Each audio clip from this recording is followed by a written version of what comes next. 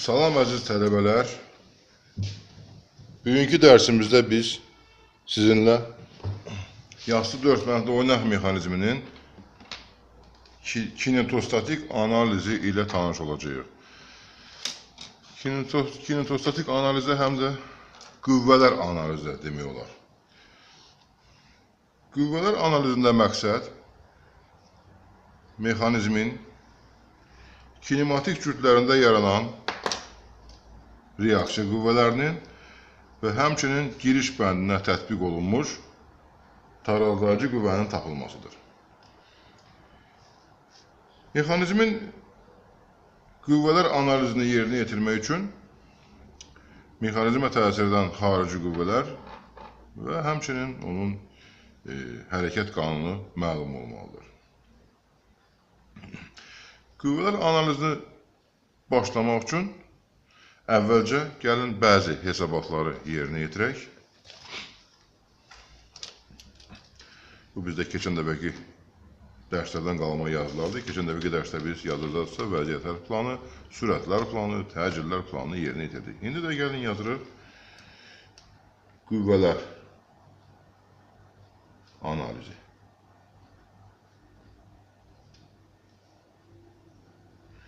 Bu hesabatlar nədir? Deməli, biz əvvəlcə tapaq ağırlıq qüvvələrini.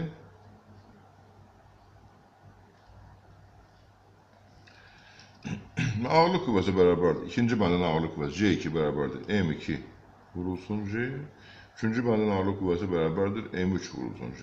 Bunlar da bərabərdirlər. M2 bizdə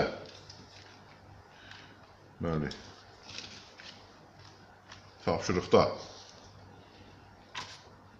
bizdə üçüncü tapşırıqdır, birinci variantıdır.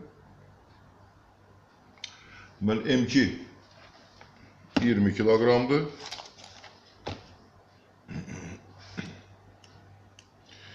M3 16 kiloqramdır. Vururuq 9,8-ə sərbəst düşmə təcillinə, tapırıq bunların ağırlıq qüvvələrini. Bərabərdir. Bu eləyəcək bizdə 196 Newton. Bu da eləyəcək bizdə 16 vurulsun 9,8 bərabərdir. 156,8 Newton. Sonra biz təyin edək ətələt qüvvələrini, ikinci və üçüncü bəndlərin ətələt qüvvələrini. Bu olacaq M2 vurulsun AS2, ətələt 3 bərabər olacaq M3 vurulsun AS3 bərabərdir. Bu olacaq 20, burada olacaq 16. Bunlar kütlələrdir. AS2-ni biz keçən dəfə təyin etmişdik. 7,2 AS3 bizdə 2,5'dir.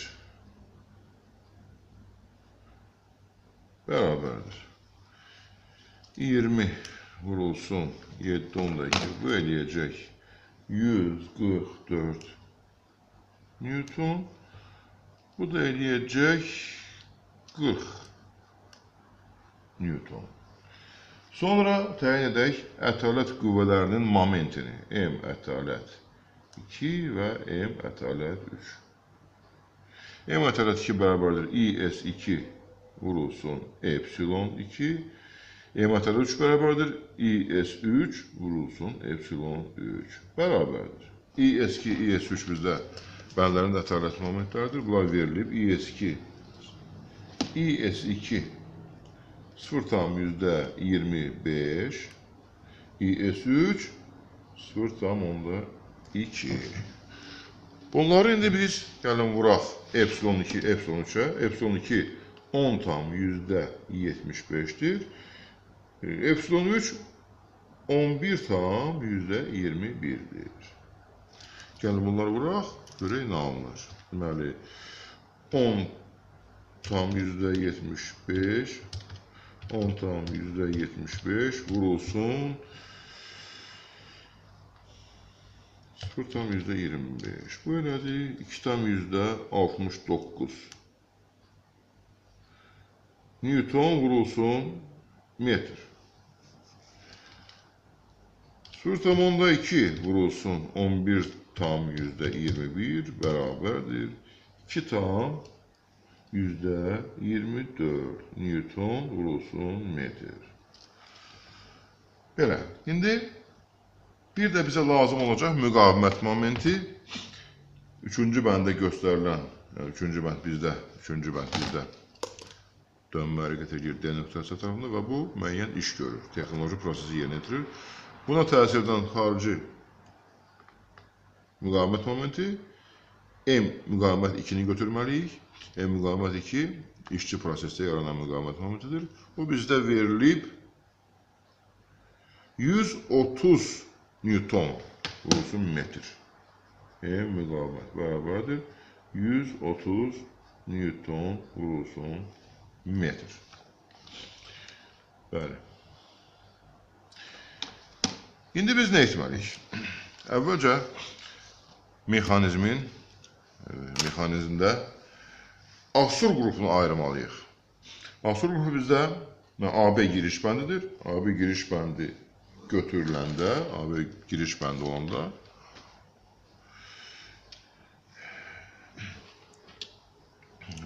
B, C və CD bəndləri bizdə asur qrupunu yaradırlar. İndi gəl həmin asur qrupunu çəkək. Olduğu kimi öz ölçülərlə çəkək. Başqa ölçü ilə də çəkə bilərik, ancaq bizdə imkan var ki, öz ölçüsü ilə çəkək. Öz ölçüsü ilə çəkmək daha məqsədə uyğundur. Deməli, çəkirik. Bunun uzunluğu bizdə burada 101 mm-dir. Burada bu bizdə uzunluğu 82.5. Bayaq, bunları biz buradan da götürə bilərik. BC 100-dür. CD 82.5-dir. Bəli. Deməli, götürək buna paralel. Məsələn, hər hansı bir nöqtə götürək. Burada həmin bu bəndi paralel çəkək özünə. Paralel çəkmək üçün biz gəlin bu düzbucaqlı üçbucaqdan istifadə edək. Yəqin ki, belə qurmaları siz artıq bilirsiniz.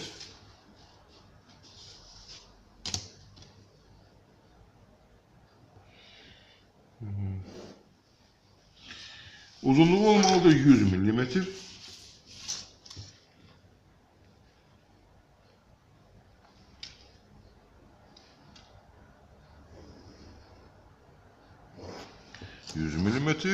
Və bu nöqtədən, bu nöqtə bizdə oldu C nöqtəsi, bu nöqtə bizdə B nöqtəsidir. Çəkək CD bəndinə paralel xətt çəkməliyik. Gəlin belə çəkək bu tərəfdən.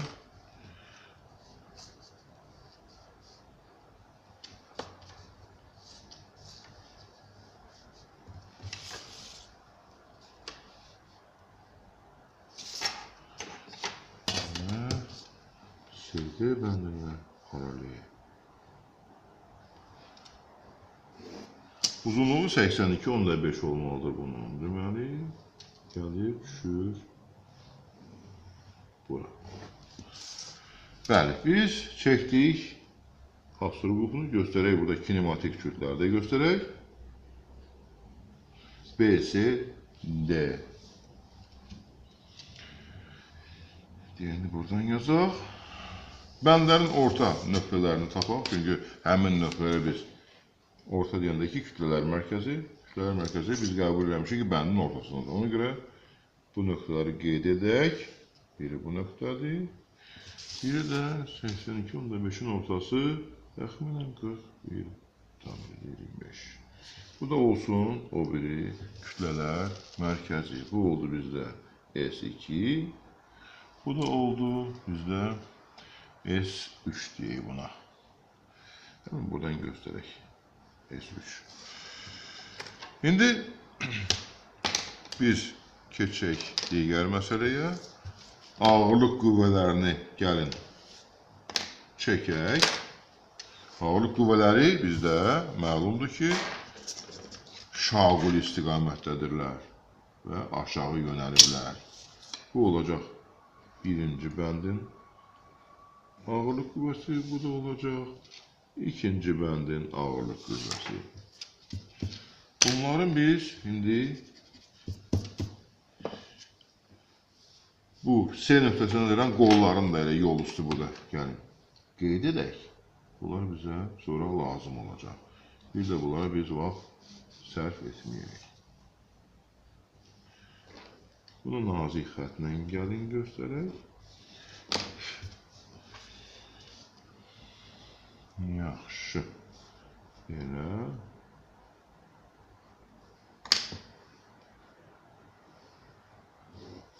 Sonra ətalət qüvvələrini göstərək. Ətalət qüvvələrinin istiqaməti uyğun kütlələr mərkəzinin, yəni S2 və S3 nöqtələrinin təcillərinin əksinədir. P ətalət 2 olacaqdır bizdə PS2-nin əksinə. Bunu belə çəkək.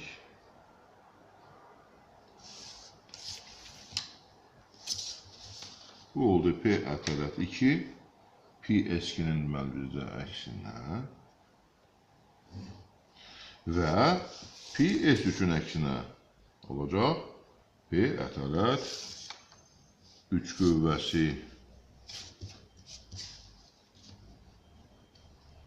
Bunlar təxminən bir-birinə paraleldirlər.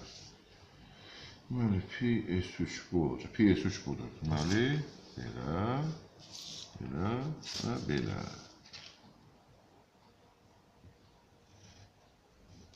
Bunların uzunluqlarının, qüvvələrin uzunluqlarının burada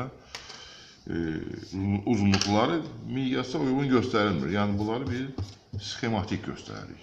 Ancaq bu qüvvələrin istiqamətləri dəqiq olmalıdır ki, çünki bu qüvvələrin biz qollarını çerçözdə göstərəcəyik, ona görə bunlar dəqiq olmalıdır. Beləliklə, bu oldu bizdə J2,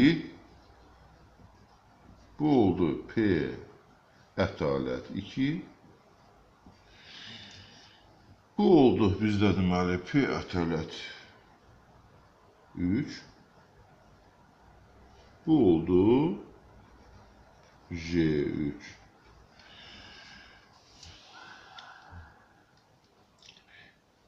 Gəlin elə ətalət momentlərini də göstərək. Yəni, ikinci və üçüncü bəndlərin ətalət momentlərini də, yəni bu ətalət momentlərinin istiqamətlərini də göstərək. Bunları vektor kimi burada təsvir edək. Bunlar olacaq epsilon 2 və epsilon 3-ün əksinə. Ona görə gəlin əvvəlcə epsilon 2, epsilon 3-ü göstərək. Epsilon 2 bizdə olacaq. Bax, təcillər planı onu təyin edirik. Epsilon 2 olacaq. İkinci bəndin bucaq təcili, o bizdə. Bu təcilə görə. A, SB toxunan C nöqtəsinin B-yə nəzərən toxunan təcilinə görə tapılır. Deməli, görürük ki, bu təcil bu istiqamətdir. Bu həmin vektordur. Bu, görürsünüzmü, burada bu istiqamətdə yönəlir. Deməli, bura tətbiq eləsək, biz epsilonu, bağışlayın, ASB toxunanı, epsilon bu istiqamətdə alınır. Deməli, gəlin bunu çəkək. Bu oldu ASB toxunan. Gəlin o birisini də göstərək. Bunu pozaq. O birisini də göstərək. O bizdə epsilon 3-dür. Epsilon 3 isə olacaq AC nöqtəsinin D-yə nəzərən toxunan təcil. Bu AC toxunan təcil budur. Görürsünüz, burada biz onu göstərmişik. AC toxunan təcili tətbiq eləsək bu təcili bu C nöqtəsinə, onda epsilon 3 belə tətbiq eləsək, onda epsilon 3 belə alınır. Deməli,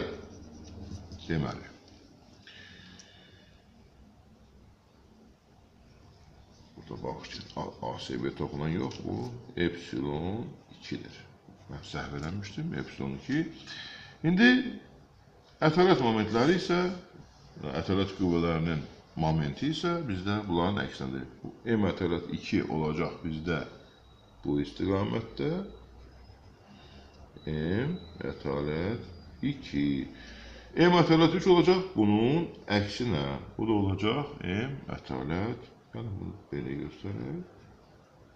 M ətalət 3. İndi isə keçək digər məsələyə. Reaksiya qüvvələrinin tapılmasına. B və D fırlanma cütlərindəki reaksiya qüvvələrinin tapılmasına. Bu reaksiya qüvvələrinin tətbiq nöqtələri məlumdur. B və D nöqtələri. Ancaq istiqamətləri məlumdur. Bu bizə imkan verir ki, həmin qüvvələri tapmaq üçün həmin reaksiya qüvvələrini iki toplanana ayıraq. Bənd istiqamətinə yönələn qüvvələrə, bunlara deyəcək normal qüvvə və bəndlərə perpendikulyar qüvvələr, bunlara deyəcək toxunan qüvvə. Beləliklə, B nöqtəsində yaranan reaksiya qüvvəsi olacaq bizdə birinci bəndin ikinci bəndə təsir qüvvəsi. Ona görə bu olacaq R1-2, yəni indeksə fikir verilmişə. Gəlin qeyd edək. Həmin reaksiyanın normal toplananı bizdə R1-2-dir. Toxunan toplananı R1-2 toxunan. Gəlin göstərək bunları burada işarə edək.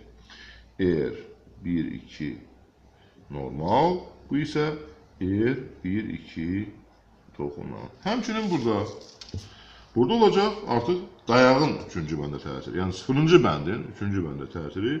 Ona görə indekslər olacaq belə. Deməli, olacaq bu. Gəlin bunu yazaq.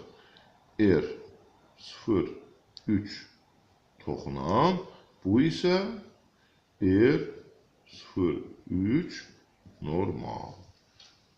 Qeyd edik. Bəli, hər şey qaydasındadır. Beləliklə, bir də yaddan çıxdı. Deməli, bayaq dediyim müqavimət momenti. Müqavimət momenti, xeyirli müqavimət qüvvələrinin momentidir. Bu qüvvə bizdə 3-cü bəndə tətbiq olunur. Ona görə gəlin burada bu göstərir. Özdə necədir? O, hərəkətin əksinədir. 3-cü bəndin, bu vəziyyətdə qara xətlərlə göstərilmiş vəziyyətdə 3-cü bənd bu istiqamətə dönəndə bu bənd bu tərəfə gedir. Omega 3. Omega 3-ü biz sürətləri planından da görə bilərik. 3-cü bəndə baxaq, görürsün PS. S nöqtəsinin sürəti bu istiqamət. Deməli, Omega 3 belədir. Ona görə ətalət başlayın. Deməli, ona görə də xeyirli müqavimət qüvvələrinin momenti olacaq belə. Yazaq buna M müqavimət. Bu da belə yönəlir.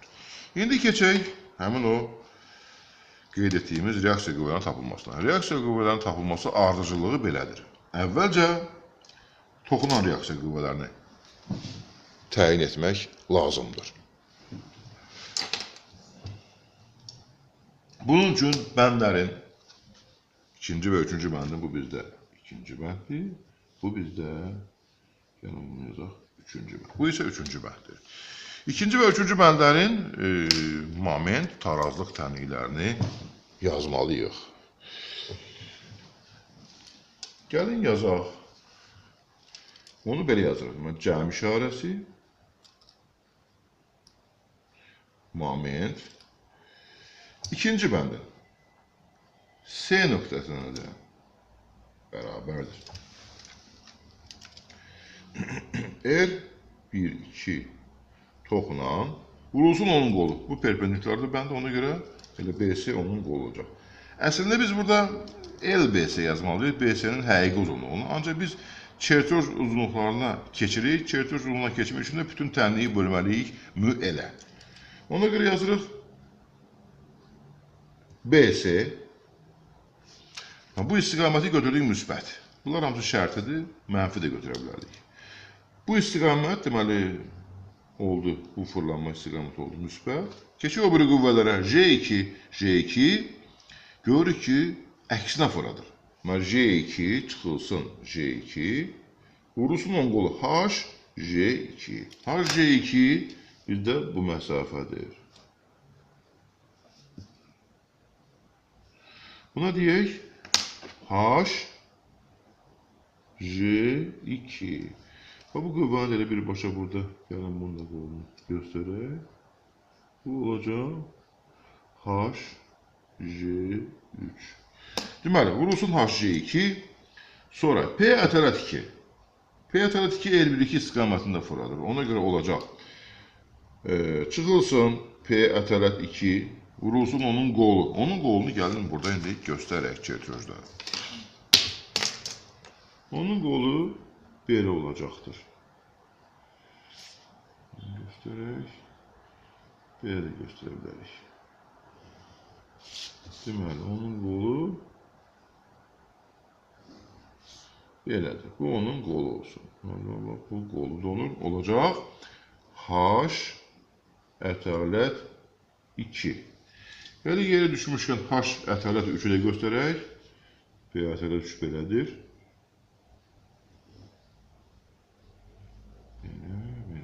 Bu tərəfə göstərək.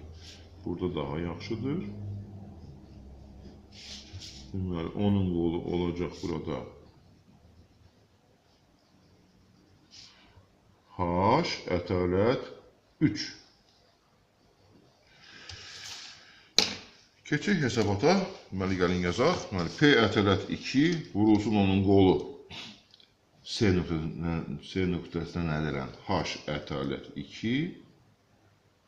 Bir də qaldı ətələt qüvvələrinin momenti. Ətələt qüvvələrinin momenti də müsbət istiqamətə fırladır. Olacaq üstəgəl M ətələt 2 bölünmüş müəl və yaxud dediyim müəldir. Bütün tənliyi biz müələ böldük ki, ölçüləri birbaşa çertyoj ölçülərlə işləyə bilək. İndi buradan biz tapırıq R1-2 toxunan reaksiya qüvvəsini bərabərdir. Bölünsün hamısı tənlik BC, J2, HJ2, üstəgəl P ətələt 2, H ətələt 2 və çıxılsın M ətələt 2 bölünmüş müələ bərabərdir. Gəlin bunun qiymətlərini yazaq yerinə. Bizdə olacaq belə. BC bizdə bilirik ki, 100 mm-dir. Çertyoj uzunluğu, öz uzunluğu 0.4, ancaq çertyojdakı uzunluğu 100 mm-dir. Deməli, 100 mm. J2 196. HJ2. HJ2-ni gəlin ölçək. HJ2 budur. 33 mm. Üstəgəl P ətələt 2 144.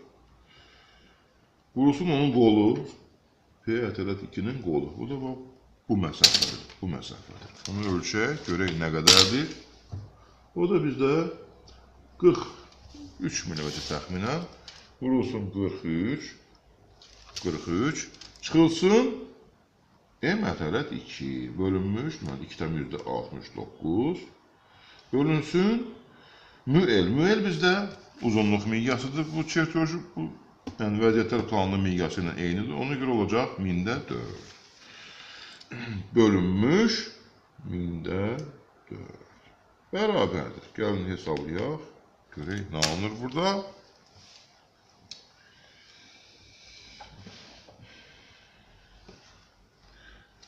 Belə olacaq. Deməli, 196 vurulmuş 33 bərabərdir. Bunu verək yaddaşa. 144 vurulmuş 43 bərabərdir. Bunu da verək müsbətlə yaddaşa. Sonra 2,69 bölünsün 0,4 bərabərdir. 672. Bunu verək mənfi ilə yaddaşa. Bunu da biz böləndə 100-ə bərabərdir. Deməli, alındı bizdə 119,8 Newton. Gəlin bunu bir də yoxlayaq, tənliyə baxaq. Görək, düz yazmışıq hamısını. Yoxlamağa ehtiyac var. R1-2 müsbət, J2 mənfi, P ətələt 2 müsbət. Burada bir dənə səhv olub, görürsünüzmü? Ona görə gəlin bunu düzəldək. Bu müsbət olmalı, müsbət. Burada isə M ətələt 2 müsbətdir, bəli. Ona görə mən müsbət mənfi, bu da mənfi olmalı. Yəni bu səhvi düzəldək. Yəni belə səhvlər ola bilər. Momentləri həmişə diqqət yetirmək lazımdır. Deməli, oldu. Bu həll bizdə oldu mənfi ilə. 196 vurulsun 33 bərabərdir. Verdik müsbətlə. 144 vurulsun 43 bərabərdir. Verdik mənfi ilə. Bir də 2 tam %69 bölünsün 1000-4 bərabərdir. Bu da mənfi ilə. Şimdi bunu bölək 100'ə bərabərdir. 30 3 tam %96. Bir də yoxlayaq. Deməli 196 vurulsun 33 müsbətlə 144 vurulsun 43 mənfi ilə 2 tam %69 bölünsün 1000-4 bərabərdir. Bu da mənfi ilə. Bunu böləndə 100'ə bəli 3 tam %96 mənfi 3 tam %96 Newton alınır. Düzdür, bu qüvvənin qiyməti çox kiçik alındı. Ancaq əsas odur ki, biz burada bir məsələni izah edə bilərik. Burada gördük ki, bu qüvvə mənfi alındı. O mənfi alınmaq nə deməkdir? Yəni biz qüvvəni ilkin olaraq çəkəndə bunu bu istiqamətə çəkmişik. Biz axı əvvəlcədən bilə bilmərik ki, bu qüvvə bu tərəfədir, yoxsa bu tərəfədir. Deməli, əgər mənfi çıxırsa, biz bunun üzərində belə iki xətt çəkirik. Qoşa xətt və burada bunu bu istiqamətdə göstəririk. Belə bir düzəlmiş edirik. Keçək öbürü qüvvəyə. Yazaq belə. Deməli, R03 toxunan bərabərdir. Yox. Hələ bir tənliyi yazaq sonra. Deməli, yazaq. Cəm işarəsi moment 3-cü bənd üçün S-yə nəzərən. Deməli, 3-cü bəndin S-yə nəzərən neyini yazırıq? Moment tarazlıq şərtini yazırıq. Bərabərdir. R03 toxunan vurulsun onun qolu S-dir. İndi bu istiqamət oldu bizdə, bu istiqamət fırlanma oldu müsbət. Görürsünüz, müsbət. İndi çıxaq. Belə J3 mənfi əksinə fırlanır. Çıxaq J3 vurulsun onun qolu HJ3. Sonra P ətələt 3 də bu tərəfə fırladır. Mənfiyə. Demək olacaq P ətələt 3 vurulsun onun qolu H ətələt 3. Sonra moment fırladır müsbət istiqamətdə ətələt momenti. Üstə gəl M ətələt 3 bölünmüş müL və M müqavimət. Görürük ki, bu istiqaməti eynidir. Ona görə ikisini də elə bir kəsirlə salaq. Üstə gəl M müqavimət. Bunların hamısının cəmi 0-a bərabər olmalıdır. Gəlin buradan yazaq R03 toxunan nəyə bərabərdir? R03 toxunan bərabərdir. Hamısı bölünəcək CD-yə. Deməli, müsbət olacaq mənfi ilə. Olacaq J3 HJ3. Sonra üstə gəl. Deməli, J3 mənfidir. Düzdür. Üstə gəl. Olacaq P ətələt 3 vurulsun H ətələt 3. Bir də momentlər çıxılsın M ətələt 3 üstə gəl M müqavimət bölünmüş mü elə bərabərdir. Gəlin yazaq. CD bizdə 82 onda 5'tir.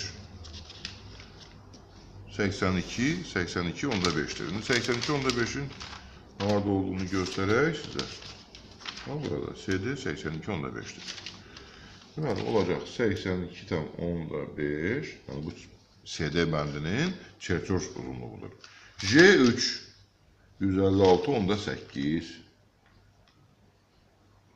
Vurulsun HJ3. HJ3 gəlin onu ölçək. HJ3 budur 24 millimetr. Üstə gəl. P ətələt 3. Onun qolu H ətələt 3. Deməli 31 millimetr. Deməli bizdə P ətələt 3, bizdə 40'dır. 40 vurulsun. Yadımdan çıxdı. Bu bizdə deməli 31. Vurulmuş 31 və çıxılsın. Gəlin bunu elə belə yazaq. Çıxılsın, lap yazıram. Müel bizdə 1000-də 4'dür. M ətələt 3 bizdə 2,24'dür. Bu isə böyük kəmiyyətdir. M müqavimət bizdə 130'dur. Üstə gəl 130. Bərabərdir. Gəlin indi bunu hesablayaq, cavabını yazaq burada. 156 onda 8.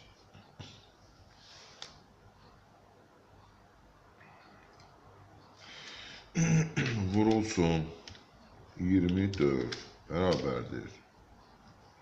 Bir də baxaq. 156 onda 8 vurulsun 4. Bəli. Bunu veririk müsbətlə yaddaşa. 40 vurulsun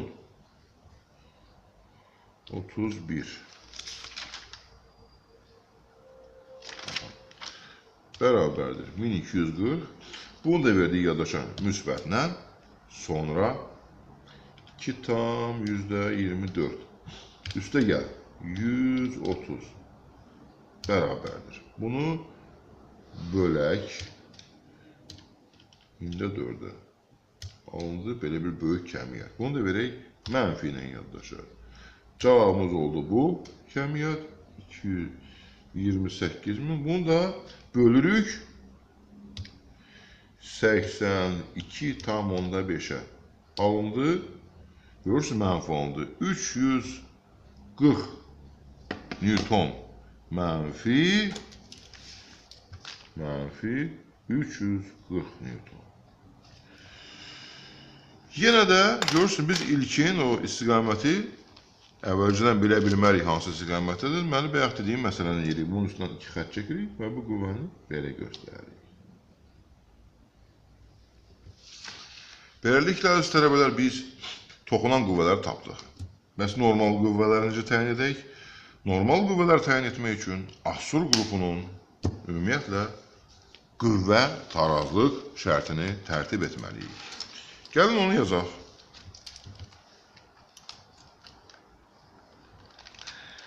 Bu qüvvə tarazlıq şərtini təyin edərkən 2 şərtə əməl olunması vacibdir. Birinci şərt odur ki, əvvəlcə bir bəndə, sonra digər bəndə təsir edən qüvvələr yazılır. İkinci şərt odur ki, məhsul qüvvələr tənliyin kənarlarında yazılır. Gəlin bu qaydaya əməl etməklə bu tənliyimizi yazaq. Olacaq belə. R 1-2 normal. Üstə gəl R 1-2 toxunan. Üstə gəl J2. Üstə gəl P ətələt 2. Bu oldu bizdə birinci bəndə təsir edən qüvvələr. Üstə gəl J3. Üstə gəl P ətələt 3. Üstə gəl R03 toxunan. Üstə gəl R03 normal. Bunların cəmi vektor tənliyidir bu. Vektorların cəmi sıfıra bərabər olmalıdır. İndi bunu həll eləmək lazım bu tənliyi. Bizdə burada Məchullar bunlardır. Normal qüvvələr bizdə məchullardır. Gördünüzmü? Əvvəlcə bir bəndə, buradan bura kimi. Bir bəndə, yəni ikinci bəndə təsirdən qüvvələrdir. Buradan bura kimi isə üçüncü bəndə təsirdən qüvvələrdir. Və məchullar tənliyin kənarlarında yerləşdirildi. Tənliyi həll etmək üçün biz bu vektor tənliyini həll etmək üçün bu vektor tənliyinin planını qurmalıyıq. Planla qurmaq üçün biz qüvvə miqyası qəbul etməliyik. Gəlin baxaq indi. Ancaq hər bir qüvvəni parça ilə, öz parçası ilə işarə etməliyik. Gəlin başlayaq. Hər bir qüvvə parça ilə işarə olmalıdır. Aydındır ki, buradan başlaya bilməliyik, bu məchul qüvvədir. Buradan başlayaq. Buna deyək 1-2 parçası. Buna deyək 2-3 parçası. Buna deyək 3-4 parçası. 4-5, 5-6, 6-7, 7-8 parçası və sonuncusu qüvvə çoxbucaqlısının qapanması üçün bu olacaq 8 bir parça. Yenidən 1-ə qayıdırıq. Belə. İndi gəlin baxaq bu qüvvələrə. Ən böyük qüvvə burada hansıdır? Ən böyük qüvvə görürsün R03 toxunan qüvvəsi alındı burada. 340 bu isə 196'dır. 156, 144, 40. Görürsün bunlar hamısı həmin qüvvədən kiçikdir. Deməli, bu oldu bizdə 340 Newton. 340 Newton qüvvəyə görə biz miqyas qəbul edək. Onun qiyməti 340 Newton alındı, özü də mənfi alındı. Yəni bu ilkin götürülmüş istiqamət düzgün götürülməmişdir. Ona görə biz bunu yuxarıda qeyd etdiyimiz kimi üzərindən 2 xətt çəkirik və burada bunun düzgün istiqamətini göstəririk. İndi keçək qüvvələr planının qurulmasına. Qüvvələr planından biz R12 normal və R03 normal qüvvələrini tapacağıq. Qüvvələr planını qurmaq üçün miqyas qəbul etməliyik. Qüvvə miqyası. Qüvvə miqyasını qeyd etdik ki, ən böyük qüvvəyə görə qəbul edirik. Bunun qiyməti 340 Newtondur. Ona görə gəlin bunun parçasını biz görək nə cür qəbul edək ki, miqyasımız yaxşılansın. Və görürük ki, bizim çertyojumuzun, yəni bu cizgimizin imkanları daxilində biz R03 toxunan qüvvəsinin parçasını, yəni 6-7 parçasını 68 mm qəbul etsək, onda bizim miqyasımız belə alınacaqdır. Müf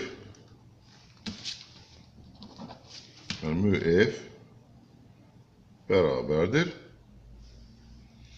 R03 toxunan qüvvəsi bölünsün onun parçası 6-7 parçası bərabərdir. 340 Newton bölünsün 68 mm.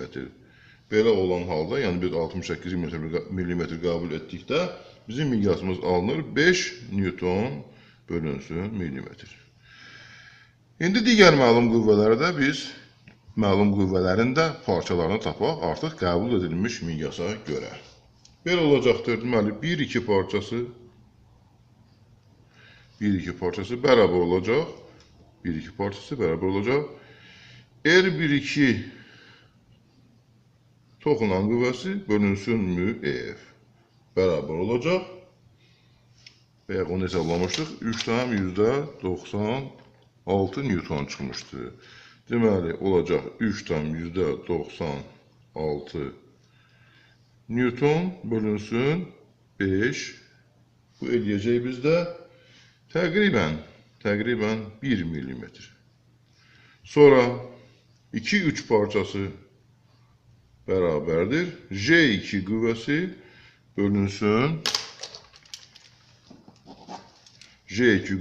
bölünsün müf bərabərdir. J2 qüvvəsi bizdə bayaq alınmışdı. 196 Newton bölünsün 5. Bu da eləyəcəkdir 39,2 mm. Sonra 3-4 parçası bu P-ətələt 2 qüvvəsini göstərən parçadır. Bölünsün müf bərabərdir. P ətəlat 2 bizə alınmışdı 144 Newton bölünsün 5. Eləyəcək 28,8 millimetr. 4-5 parçası. 4-5 parçası bizdə J3'ü gösteren parçadır. Beraber olacaq J3 bölünsün F. Bu da olacaq bizdə 156,8. Bu qiymətləri biz bayaq burada hesablamışdıq. Bunları biz bayaq göstərmişdik hamısı burada. Bölünsün 5 olacaq 31,36 millimetr. 5-6 parçası beraberdir. Olacaq mı? 5-6 parçası bizdə P ətəlat 3'dür. Onun parçasıdır. Bölünsün mü F beraber olacaqdır. 40 Newton bölünsün 5 eləyəcək 8 millimetr. 8 millimetr. İndi keçək artıq bu parçalara əsasən biz keçək bunların qurulmasına. Qüvvələr planının qurulmasına. Başlayacaq aydın məsələdə bir nöqtəsindən. Bir nöqtəsindən R1-2 qüvvəsini qeyd edək. R1-2 qüvvəsi görürsünüz çox kiçik alındı. Bunun özü də kiçikdir, parçası da 1 mm-dən də kiçikdir. Onu biz nöqtə kimi də göstərə bilərik. Gəlin başlanğıc üçün biz görək hardan götürürük. Başlanğıc üçün mən ilkin olaraq bəzi burada yoxlamalar aparmışam və nöqtəni biz burada götürsək, bizim bu qüvvələr planı yerləşəcək bura, həm də yaxşı alınacaq. Gəlin göstərək. Deməli, əvvəlcə bir nöqtəsindən götürürük. Edək bir nöqtəsi. Yəni bu 1-2 parçası bizdə kiçik olduğuna görə onu elə 2 nöqtəsini də elə bunun üzərində götürək.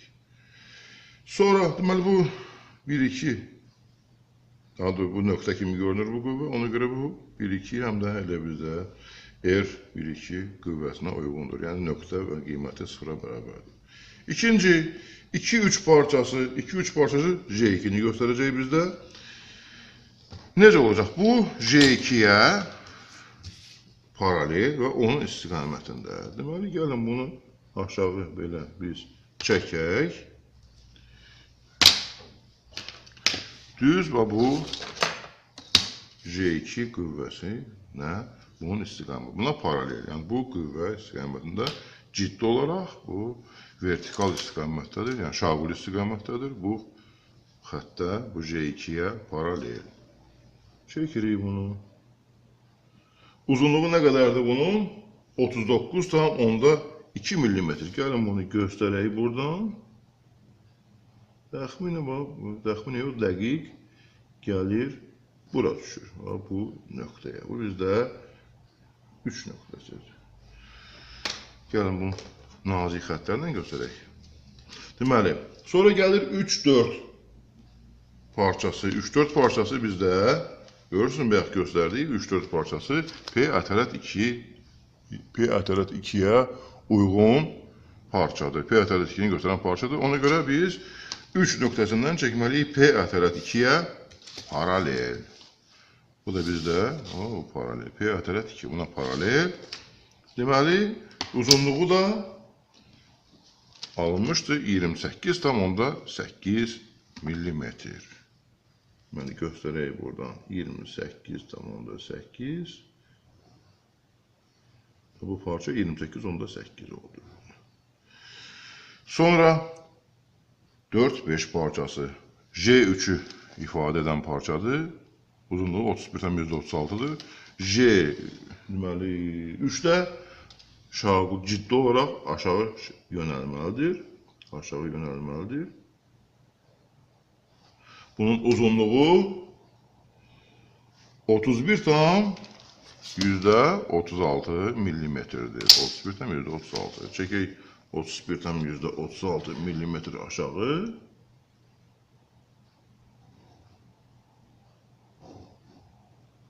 Bu nöqtəni də burada biz qeyd edək. Bu oldu bizdə 3-4.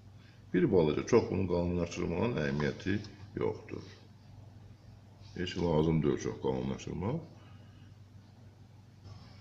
Belə. Bu qüvvə, bir də sonuncu deməli, 1-2 normal qüvvəsi.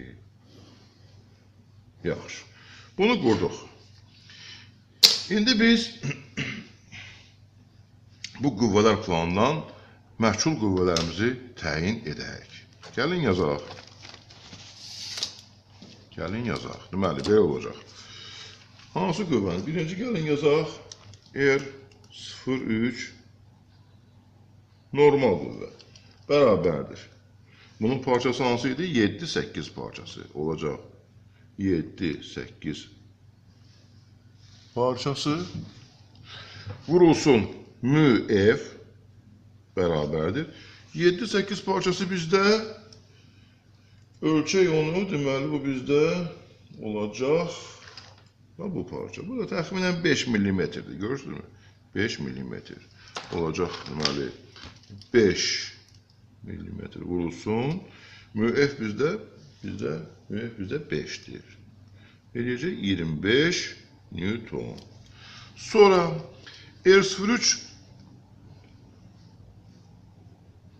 deməli R03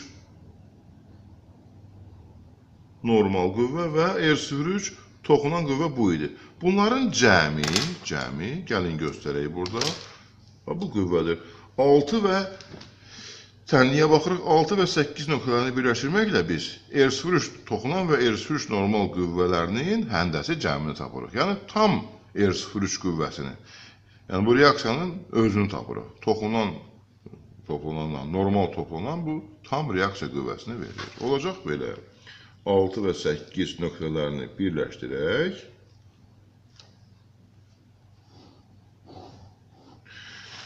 Bu qüvvə oldu bizdə. Gəlin buradan göstərək. Bu qüvvə oldu R03 tam reaksiya qüvvəsi. Həmin qüvvə nəyə bərabərdir? O bərabərdir 6-8 parçası vurulsun müf olacaq. Yəni 6-8 parçasını ölçək.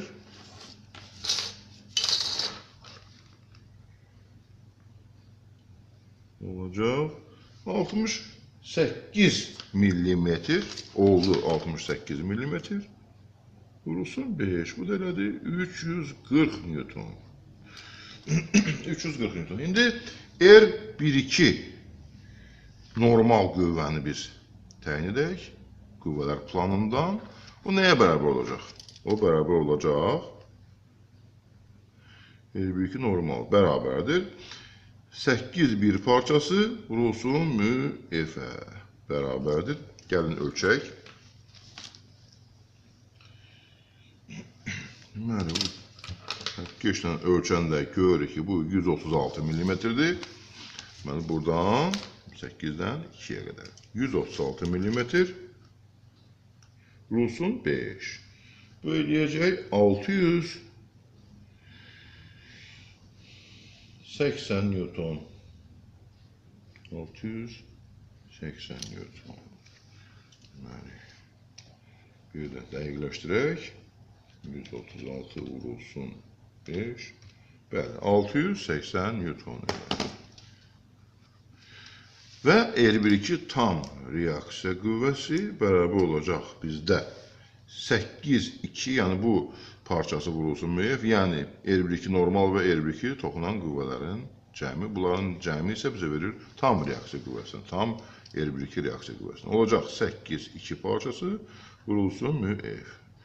Burada görürsünüz, bu toplanan kiçikdir. Deməli, 8 R1-2 toxunan reaksiya qüvvəsi çox kiçik idi, nöqtə kimi alınmışdı. Ona görə elə burada bu 8-2 parçası da 8-1-ə bərabərdir. Olacaq 136 vurulsun 5. Bu da eləyəcək 680 Newton. Yəni, tam reaksiya qüvvəsi elə normal reaksiya qüvvəsinə təxminən bərabərdir. Burada bir məsələni də qeyd edək. Deməli, bizə bu qüvvələr planı bizə imkan verir ki, biz S fırlanma kinematik kütlündəki reaksiyanı da tapaq. O nə cür tapılır? Gəlin tənliyə baxaq. Və yaxud biz qeyd etdik ki, yuxarıda, əvvəlki dərsimizdə qeyd etdik ki, əvvəlcə bir bəndə, sonra digər bəndə təsir edən qüvvələr yazılır. Buradan bura qədər ikinci bəndə, buradan bura qədər üçüncü bəndə təsir edən qüvvələrdir. Və bu qüvvələr ikinci bəndə təsir edən qüvvələrdir. İkinci bəndə təsir edən qüvvələr aydındır ki, üçüncü bənd tərəfindən tarazlaşmalıdır. Üçüncü bənd tərəfindən təsir edən qüvvə ilə tarazlaşmalıdır. O da S nöqtəsində tarazlaşır. İndi gəlin baxaq. Beləliklə alırıq ki, 8 və 4 nöqtələrini birləşdirəndə biz alırıq, deməli, ikinci bəndə təsir edən qüvvələrin cəmini. Gəlin birləşdirək. 8 və 4. 4 bizdə bu idi. 8 və 4. 4 budur. Gəlin birləşdirək.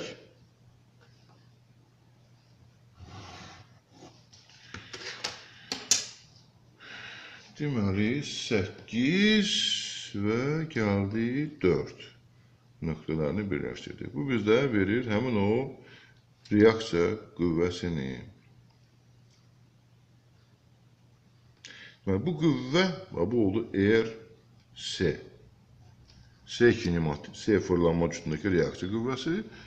Bu həm də bizdə, deməli, ikinci bəndən üçüncü bəndə təsir qüvvəsidir. İndi gəlin bunu da ölçək və miqyasa vuraq.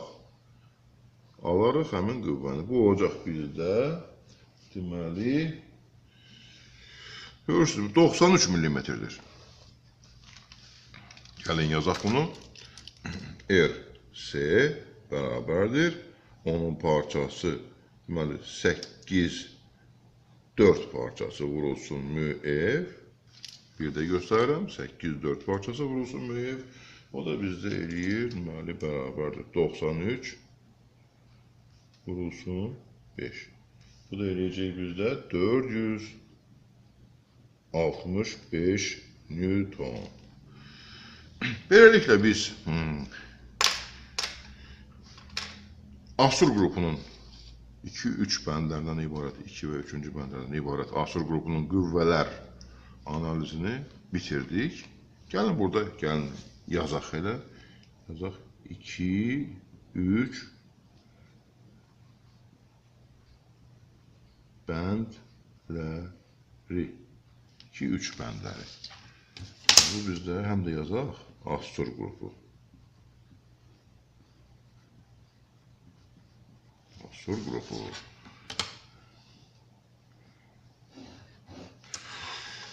Burada da gəlin qeyd edək. Asur qrupunun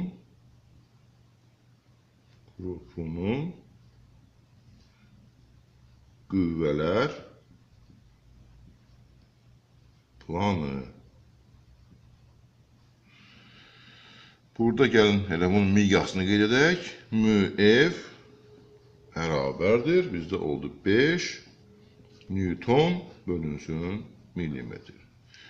Asur qrupunun qüvvələr analizini yerinə yetirdikdən sonra keçirik giriş bəndinin qüvvələr analizinə.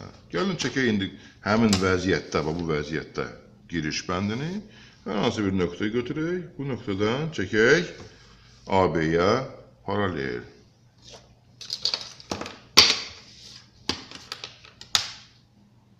AB-yə paralel, deməli, nöqtə. Ancaq uzunluğu olmalıdır mütləq 30 mm. Gəlin çəkək bir dəfəlik bunu. Deməli, olacaq 30 mm.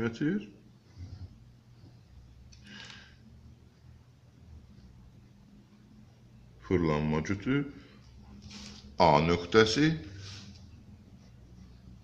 Bu da bizdə B nöqtəsidir. Bura tətbiq edirik. Artıq biz bayaq tapdıq R1-2 qüvvəsini tapdıq. İndi biz Asur qrupunu ayırırıq birinci bənddən, giriş bəndindən və o aydındır ki, Asur qrupunun deməli ikinci bəndinin birinci bəndə təsirini göstərməliyik. Bu da olacaq bizdə R2-1 qüvvəsi. Onu işarələyək R2-1 ilə vektor. Bu mənfi R1-2-yə bərabərdir. Bu qüvvələr bir-birini tarazlaşdırır. Bilirsiniz ki, qüvvələr həmişə cüt olur. Həmin cüt qüvvələr bir-birini həmişə tarazlamalıdır. R2-1 bərabərdir mənfi R1-2. Bu qüvvə R1-2 normal qüvvəsinin əksinə yönəlməlidir. Yəni, burada görürük ki, bu qüvvə bizdə R1-2 qüvvəsidir, tam reaksiya qüvvəsidir. Bu qüvvə beləsinə bu istiqamət yönəlir. Deməli, bunun əksinə yönələcəkdir. Yəni, belə çəkək. Bu oldu bizdə R2-1 qüvvəsi bərabərdir mənfi R1-2-yə. Bu qüvvəni, bu bəndi tarazlamaq üçün bura biz bir tarazlayıcı qüvvə tətbiq edirik. Buna belə də deyirlər, tarazlayıcı qüvvə. Bu, başa düşülməlidir, mühərrikdən giriş bəndinə ötürülən qüvvə. İndi gəlin həmin tarazlayıcı qüvvənin qiymətini tapaq. Bu məqsədlə biz həmin bu tarazlayıcı qüvvə bəndə perpendikulardır, 90 dərəcə altındadır. Biz R1-2 qüvvəsinin, yəni R2-1 qüvvəsinin A nöqtəsindən edirən qolunu qeyd edək. Deməli, A nöqtəsindən çəkirik bu qüvvəyə R1-2-yə paralel. Buna paralel. Və bunun qolu olacaq burada bizdə həmin bu H məsafəsi. H məsafəsi. İndi onun gəlin tənliyini yazaq. Belə olacaq. Cəm işarəsi, moment. Birinci bəndin A-ya A nöqtəsindən edirəm bərabərdir. Olacaq deməli P tarazlayıcı vurulmuş A, B çıxılsın. R2-1 qüvvəsi vurulsun, onun qolu H. H bu məsafədir. Bərabərdir bunlar. Bunların cəmi sıfıra bərabər olmalıdır. Buradan tapırıq ki, P tarazlayıcı qüvvə bərabərdir. R2-1 qüvvəsi vurulsun H bölünmüş AB-yə bərabərdir. R2-1-i biz bəyəxları təyin etdik. Qiyməti eynidir bunlar. Olacaq 680 Newton. Vurulmuş AB bizdə 30-dur. H-ı ölçək. H bizdə 26 millimetrdir. Olacaq 26 bərabərdir. 589 Newton. 589 Newton. İndi A fırlanma üçündəki reaksiya qüvvəsini təyin etməliyik. Bu məqsədlə giriş bəndini, gəlin bunu işarə edək 1 ilə. Giriş bəndinin qüvvə tarazlıq şərtini yazaq. Burada 3 qüvvə iştirak edəcəkdir. Yəni biz birinci bəndin ağırlıq qüvvəsini nəzərə almaya bilərik. Məsələnin ümumiliyinə xələl gətirmədən bu ağırlıq qüvvəsini, birinci bəndin ağırlıq qüvvəsini sıfıra bərabər qəbul edək. Yazırıq tənliyi. R2 R2-1 vektorial, bu vektor tənliyidir. Üstə gəl P tarazlayıcı, üstə gəl R01 bərabərdir sıfıra. Gəlin bəyək ki, bu halda olduğu kimi burada da qüvvələri parçaları ilə işarə edək. Yazaq 1-2 parçası, 2-3 parçası və yenidən 3-1 parçası. Miqyas qəbul edək bunu qurmaq üçün. Deməli, həmin R2-1 qüvvəsinin parçasını götürək 68 mm, yəni 680-i böləndə 68-ə yuvarlaq kəmiyyət alınacaq. Deməli, μF artıq Burada deyək mü F ştrix bərabərdir. Olacaq bizdə R 2-1 qüvvəsi bölünsün onun parçası 1-2 parçası bərabərdir. Deməli 680 bölünsün 68. Bu da elədir 10 Newton bölünsün millimetr.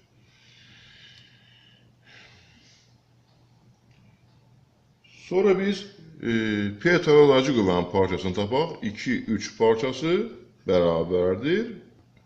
P tərəzici bölünsün mü F ştrix. O da olacaq bizdə 589 bölünsün 10. Bu da elədir 58,9 millimetr.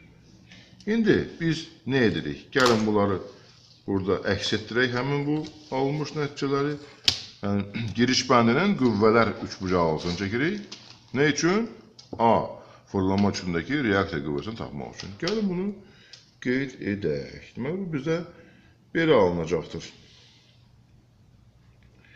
Götürək hansı bir nöqtə. Buradan R1-2-nin istiqaməti, yəni buna paralel çəkək. Xətt keşi götürək. Bunu qüvvəyə paralel çəkək. Deməli, çəkək. Nə qədər? Bu olmalıdır 68 millimetr.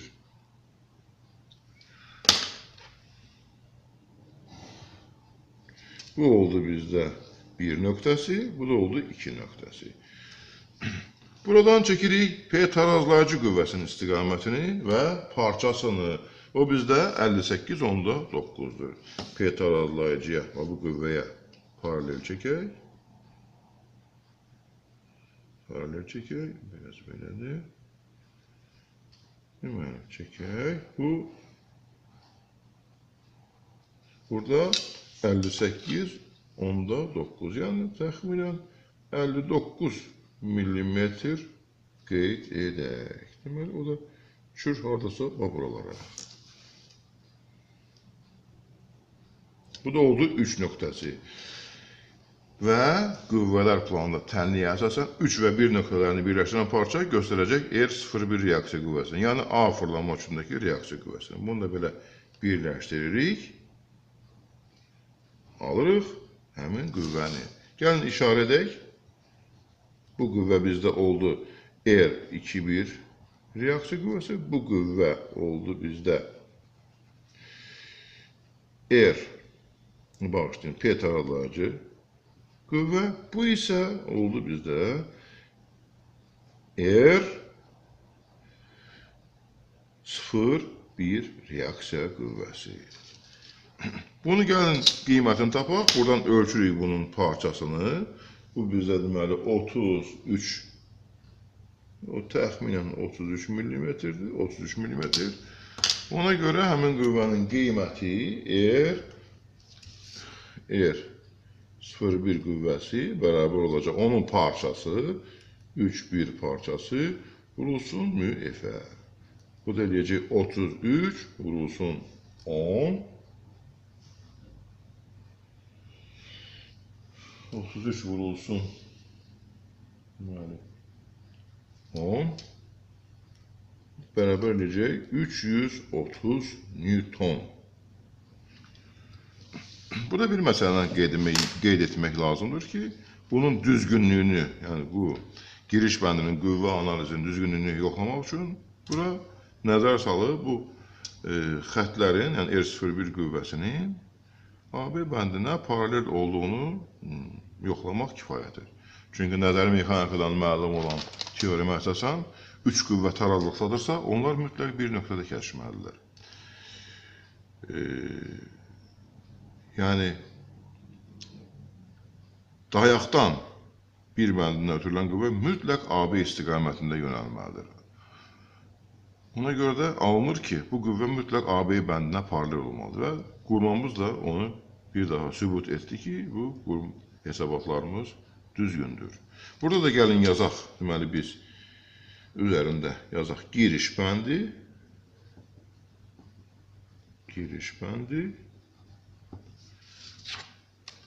giriş bəndi və yazaq müf bərabərdir 10 Newton bölünmüş millimetr. Beləliklə, əziz tələbələr, bu baxılan mexanizmin, yəni 4 bəndli oynaq mexanizminin qüvvələr analizi, başqa sözlə kinetostatik analiz yerinə yetirildi.